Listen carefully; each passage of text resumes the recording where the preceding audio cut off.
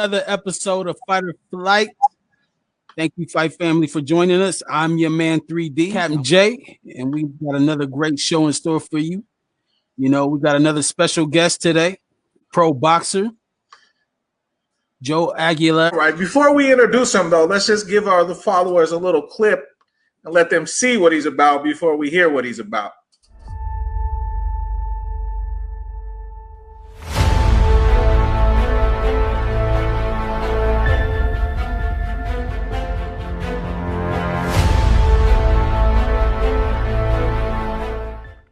All right, welcome to the show, Joe Aguilar. How you doing, my man? Pro boxer, Mr. Jab ENT himself. Welcome to Fight or Flight, my friend. Thank you. Thanks for having me, guys. Yeah, thank you for joining us, man. So, first off, how you been holding up during this whole pandemic thing? Man, I mean, ain't nothing changed with me with my day job. You know, I work at the hospital, so that's been going smooth. So I'm glad I've been at work, but boxing stopped for me for now. Well, besides fighting stopped, but I'm still training every day, still going hard. Like I'm fighting, man. I'm just trying to stay ready for when I get that call. Definitely. How is it with this COVID stuff working at the hospital, my man?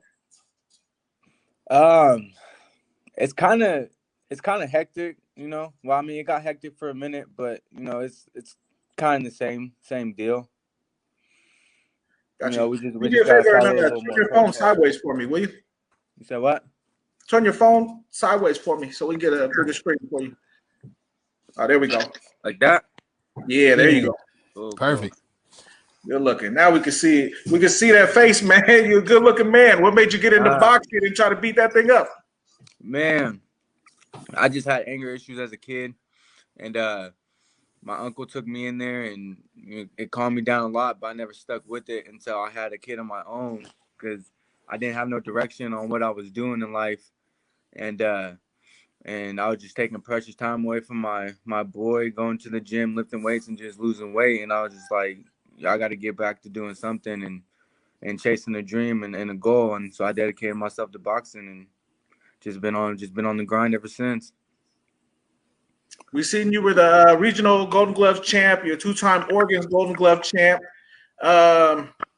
Besides that, what else you got going on for you coming up with this COVID stuff shutting everything down? What's in the works for you? Man, I'm just training, trying to stay ready for that fight. You know, I got my brand. It's called Jab, Joe Aguilar Boxing. Still trying to push that as much as I can. But other than that, man, I'm just focusing on staying positive and keep the grind going. So when they do call me, I'm ready. Yeah, man. Following you on Instagram, it definitely looked like you staying ready, you know, so you ain't got to get ready. You know what I'm saying? Already know. Man, I seen I caught a couple of them sparring sessions. You beating up on your partners in the gym there, you know. Man. So it goes both ways. You know. Most definitely. You know, they get their fair share on me too. I got the best team, man. It goes both ways. Tell us a little about that. Where you boxing out of? Right now I'm out of Go Hard MMA and Fitness on 181st and Halsey, and we got our head coach JC Wade, and the boxing program's called B2T Boxing.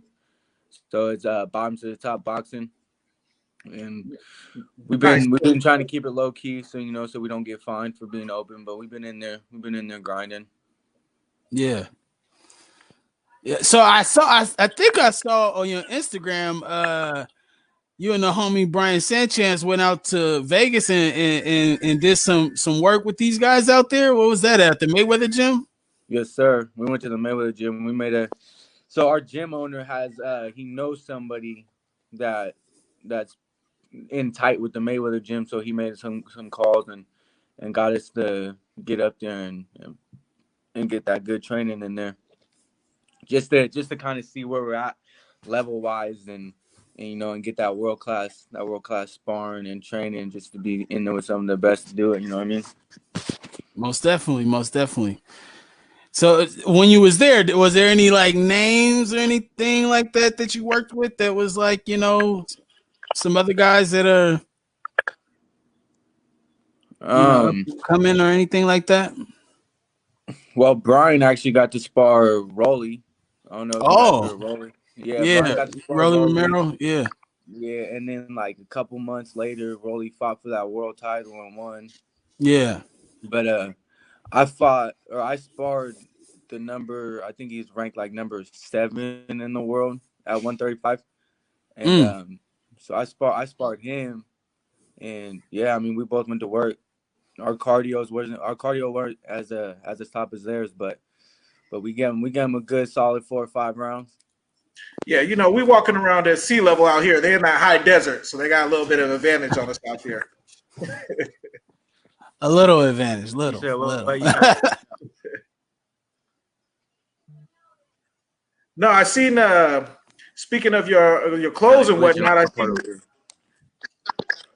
I seen you out here trolling Jake Paul as he's trolling all these UFC fighters, man.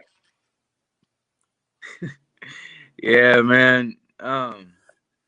It gets personal with Jake Paul. It gets personal because he doesn't. Can you hear me? Yeah, Yeah, we we hear can you hear now. you. You can hear me. It's kind of glitching on my side. You guys can hear Yeah, me though. yeah, I can hear you. You clear. Yeah. Yeah. Okay.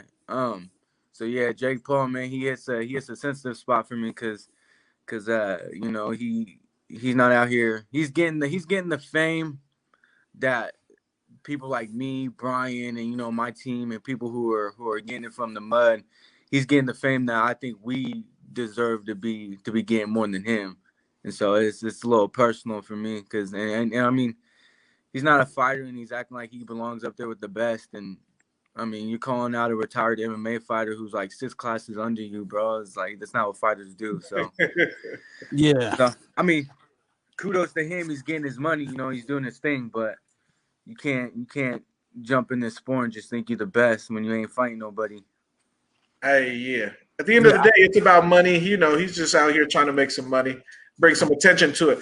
I think that's the positive, maybe, out of all of it is bringing some attention back to boxing. What do you think? Yeah. Um. I mean, it it might be bringing attention back to boxing, Not for the but right I'd reason. rather do it with like, yeah, I'd rather do it with you know people who deserve it. You know what I mean? Like the Earl Spence and Sean Porter fight, or no, Earl Spence and Danny Garcia, Yeah. and Lopez and Lomachenko. Like those fights are the fights that need to be bringing back, not Logan Paul versus Nate Robinson, Yeah. Right. versus an Exactly. NBA player. You know what I mean? So Exactly. Well, speaking on that, what did you think of since you caught that? Did you catch the Tyson Jones Jr. fight? I caught it. I caught it. What's your thoughts on that? Um,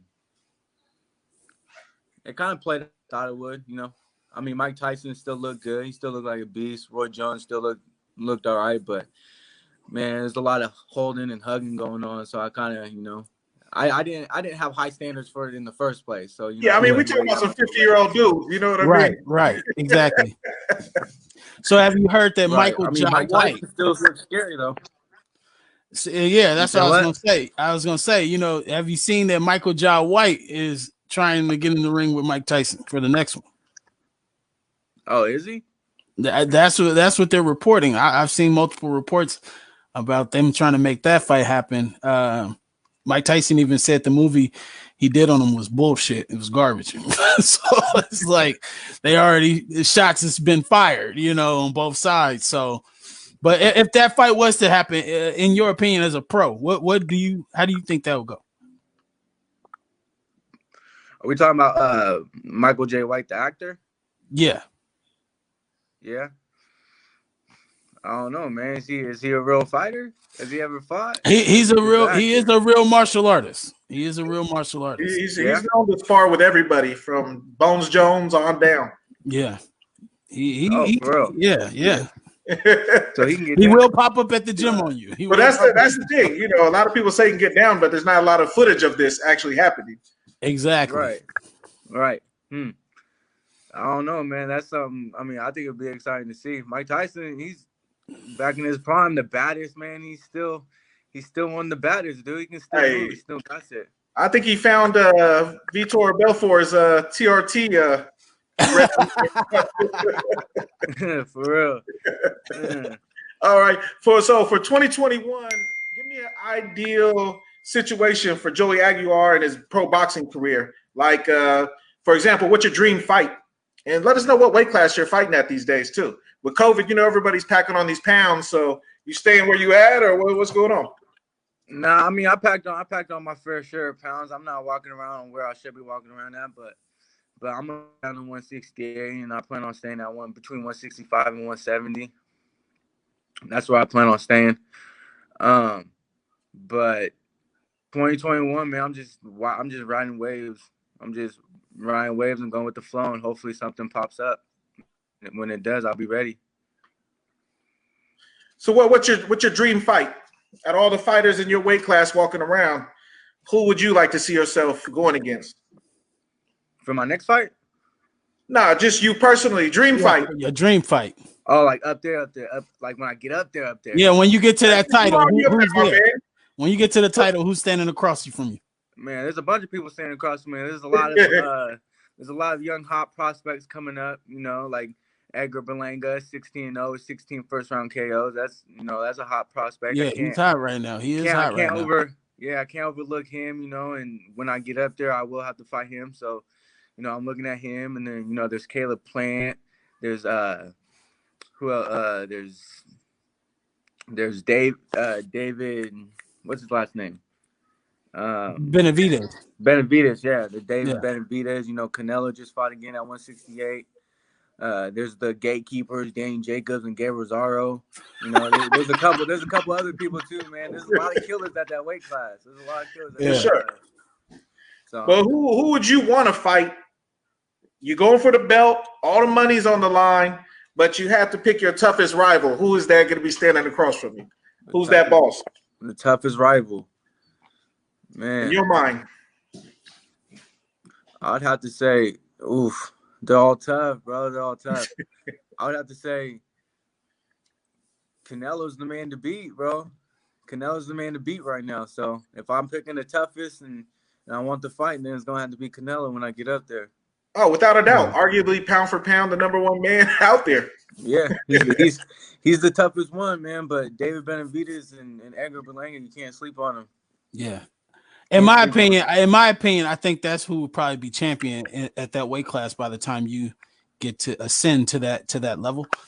Yeah, me too. I feel like you're a lot slicker and faster than Berlanga, just in my opinion on watching both of y'all fight.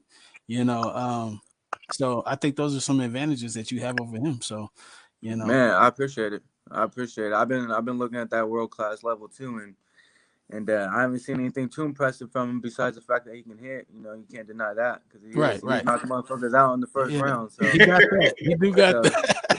So he can hit, man. But other than that, I haven't seen anything too impressive from him. Yeah. Well, I definitely can't wait to see you get to that level, man. I appreciate you coming on the show today and sharing all this with us. Can't wait to have you back on. When we celebrating that first world title. Yes, sir. Yes, sir. I appreciate you guys having me, bro, for real. Yeah, thank you very much. Appreciate it. Next time we get you on the show, hopefully you 10-0 or maybe just 2-0, but we got some jab gear so we can represent you too out here, man. Yes, sir. I appreciate it. Likewise, bro. Have a good one. All right, man. You too. Peace. Hey. All right, you guys. So that was our interview with pro boxer Joey Aguilar. He's a local kid on the scene. Go ahead and check him out. His website is jabent.org. That's where you can get his gear and support the cause. It's a local kid, man. Hot prospect. What you think, Dave? I think he's a very hot prospect. My man has a lot of intangibles that can take him all the way to that title. And for us here at Portland to have a homegrown champion, I don't think we had that since Steve Forbes. You know what I'm saying? So, yeah, I'm looking forward to my man Joey getting up there and competing at that next level. And there you go. There's a little sneak peek at some gear. Like I said, jabent.org. Check out your man and support your local talent, man.